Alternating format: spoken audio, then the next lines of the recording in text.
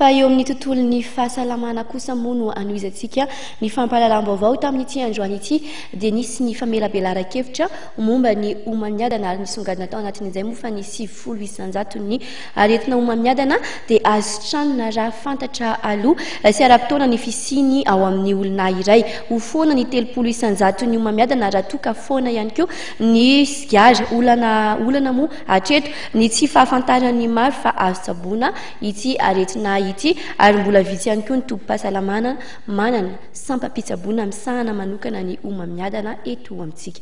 Raha afaka Andriamanala nanao ny fanadihadiana Mamra Samuel Kosanina Kansary. Ny 500 isanjaton'ny ireo trangana homamiadana izay mahazo ny vehivavy eto Madagasikara moa no makasika ny nono sy ny vozony tranonjaza. Raha ny eo anivo ny sampandrara misana ny fitsaboana ny homamiadana eo anivo ny HCRPF manokana dia manodidina ny 500 taona ireo trangana aretin'ny homamiadana.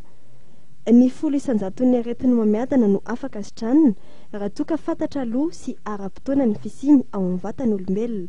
Sady mbola vitsy ny olona mahafantatra izany moa no mbola vitsy ihany koa ireo tompo-pahasalamana misy atao amintsika amin'izao fotoan'izao satria dia eny amin'ny CHU HCRA APF eny amin'ny Saine Soavinandriny ary ny hôpitaly ny Fianarantsoa hatreto no misy sampandrara misana manokana ny homamiadana. Amin'ireo toeram-pitsaboana 3 ireo dia ny sampandrara manokana eo anivon'ny CHU HCRA ihany no manana ilay fitaovana ampiasaina amin'ny radioterapia. Simba nefa ity fitaovana ity efa tao anatin'ny efa taona mahery izao. Efa nisy ary ny dokotera niofana momba an'ilay izy ary dia efa misy 5 zany spesialista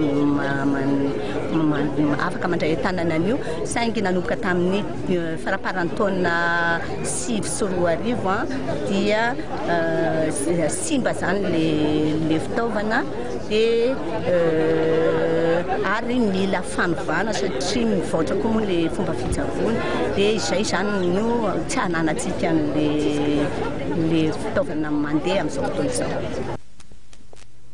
Isan'ny fomba iray entina misoka ny homamiadana ihany koa ny fampitsarana ny fifohana sigara satria ny 300 isanjaton'ny homamiadana no foana raha toa ka foana ny sigara.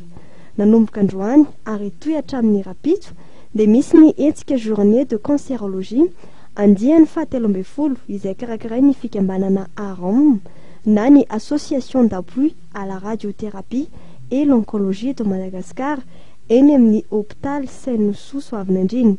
Loha hevitra amin'izany moa ny makasika ny homamiadana amin'ny endriny rehetra na ny le cancer dans tous ses états. Isan'ny fampisehoana ireo voka-pikarohana samihafa momba ny fitsaboana ny homamiadana.